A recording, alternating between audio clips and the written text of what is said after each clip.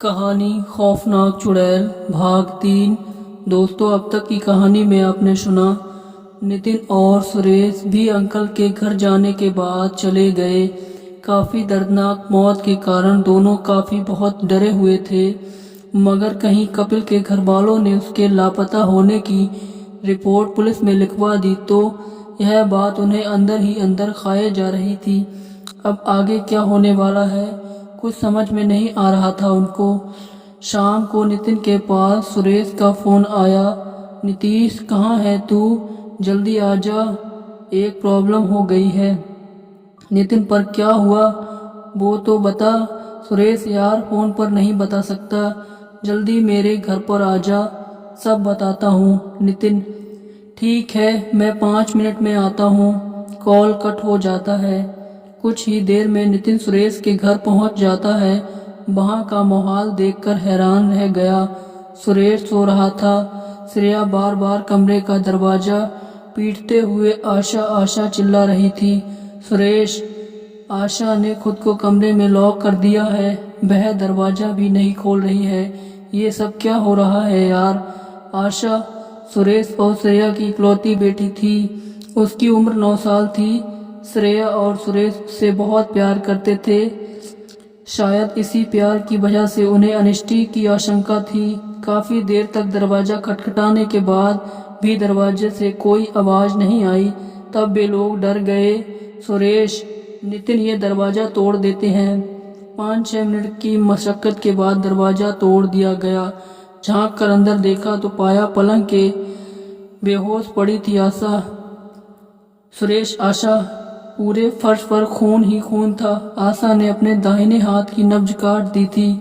उसके एक हाथ से खून से सनी ब्लेड पड़ी थी। श्रेया की चीख निकल पड़ी।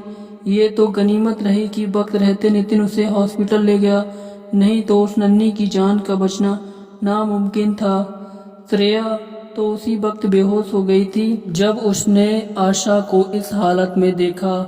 उसे कुछ देर के बाद होश आया। सुरेश भी गिरते पड़ते नितिन के पीछे हॉस्पिटल गया। सुरेश, डॉक्टर डॉक्टर, मेरी बच्ची को बचा लीजिए, उसे कुछ नहीं होगा ना? डॉक्टर, अभी कुछ कहना मुश्किल है, आशा की कंडीशन बहुत ही ख़राब है, कुछ भी हो सकता है, उसे आईसीयू में रखा है, हम अपनी ओर से पूरी कोशिश कर रहे हैं।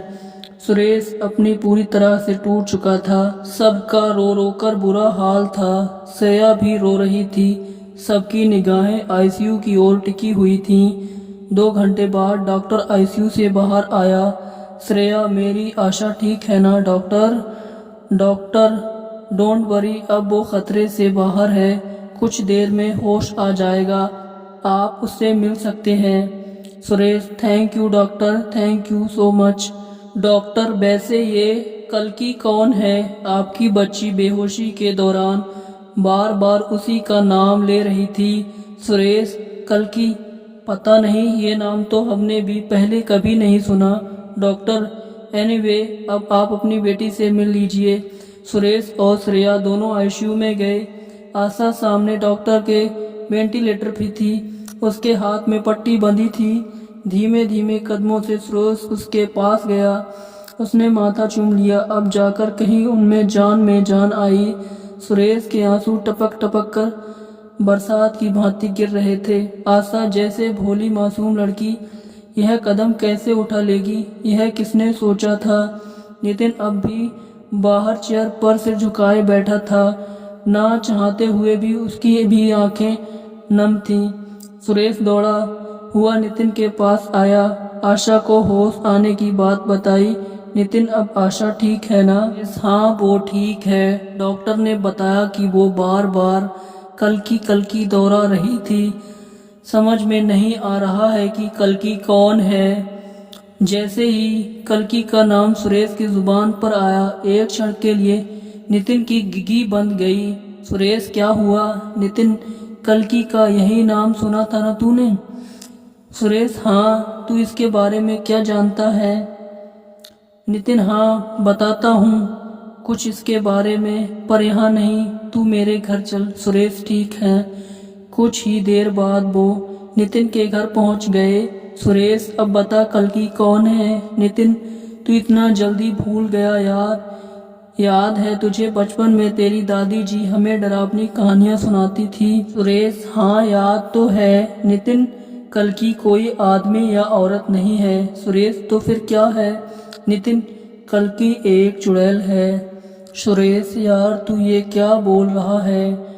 नितिन हाँ सुरेश, दादी जी की सुनाई कहानी तो मुझे पूरी याद नहीं है, लेकिन कल्कि ने अपने एक साथी के साथ मिलकर कई मर्डर किए थे और इसके कारण उसके गांव वालों ने उसे और उसके साथी को मार डाला था। दादी जी ने बताया था कि आशा उसका नाम बार बार दोहरा रही है, इसका मतलब उसकी भी जान खतरा में है। सुरेश अब हम क्या करें। नितिन मैं जानता हूँ अब हमारी मदद कौन कर सकता है। सुरेश कौन। नितिन चलो जल्दी चलते हैं। करीब 1 घंटे के बाद दोनों किसी नदी के पास पहुँचते हैं। सुरेश ये तू कहाँ ले आया है मुझे। नितिन वो सामने देख।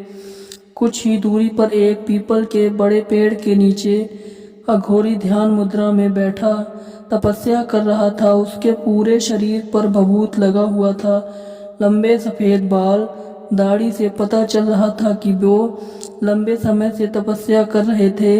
उनकी उम्र लगभग 80 साल से भी ज़्यादा प्रतीत हो रही थी।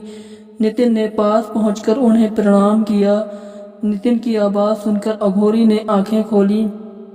नितिन बाबा हम बहुत बड़ी विपदा आन पड़ी है, सिर्फ आप ही हमें बचा सकते हैं। कल्कि यही तुम दोनों की परेशानी का कारण है। नितिन की पूरी बात होने से पहले अघोरी बोल पड़ा। सुरेश हाँ बाबा आपने सही कहा। अघोरी तुम दोनों ने व्यर्थ समय बर्बाद किया है, मैं तुम्हारी कोई मदद नहीं कर सकता। वो अपर्याप्त चुड़ैल तुम्हें मारकर ही रहेगी। नितिन नहीं बाबा ऐसा मत बोलिए, सिर्फ आप ही हैं जो हमारी जान बचा सकते हैं। हम बहुत उम्मीद लेकर आपके पास आए हैं। अगर बात सिर्फ मेरी जान की होती तो मुझे कोई गम नहीं होता, लेकिन वो मेरे दोस्त और उसकी फैमिली को मौत के घाट उतारना चाहती है। मैं पहले ही अपना एक दोस्त खो चुका हूँ, अब दूसरा दोस्त खोना नहीं चाहता। हमारी मदद कीजिए बाबा, बचाइए हमें। सुरेश हमें मालूम नहीं है वो क्यों मारना चाहती है, हमने तो उसका कुछ भी नहीं बिगाड़ा है, फिर यह सब हमारे ही साथ क्यों हो रहा है।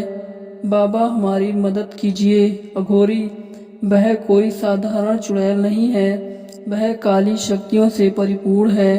तुम्हारे साथ यह अनायास ही नहीं हो रहा, इसके पीछे अनसुलझी गुत्थी है और यह गुत्थी तुम लोगों को खुद ही सुलझानी होगी। तुम दोनों वो ही पहले इंसान नहीं हो जिनके साथ ये हो रहा है। सुरेश क्या मतलब है आपका। अघोरी पहले भी चुड़ैल कई लोगों को मार चुकी है और आगे भी कई लोगों को मारेगी। नितिन हम उसे कैसे बच सकते हैं, कोई उपाय होगा। अघोरी उससे बचने के लिए सिर्फ 2 ही उपाय हैं सुरेश, और वो क्या है बाबा। अघोरी पहला उपाय है कि अगर तुम दोनों में से कोई अपनी जान खुशी खुशी दे देता है तो वह चुड़ैल तुम्हारा पीछा छोड़ देगी। नितिन और दूसरा, अघोरी जहाँ उसके मृत शरीर को दफनाया गया है उसे खोदकर उसके कंकाल को अग्नि को समर्पित करना होगा, तभी उसे मुक्ति मिल सकती है। लेकिन याद रहे उसके शरीर को जलाने से पहले अपने खून की एक बूंद उस पर गिरानी होगी। नितिन ठीक है बाबा हम ऐसा ही करेंगे।